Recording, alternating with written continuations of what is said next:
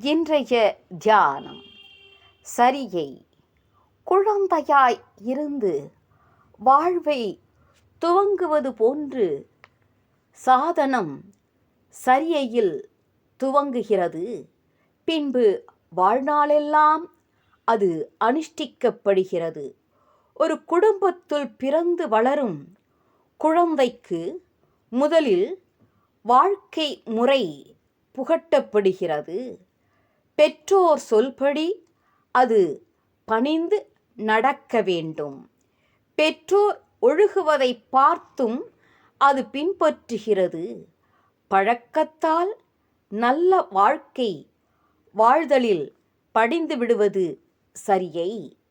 நாடு நகரமும் நல் திருக்கோயிலும் தேடித் திரிந்து சிவபெருமான் என்று பாடுமின்.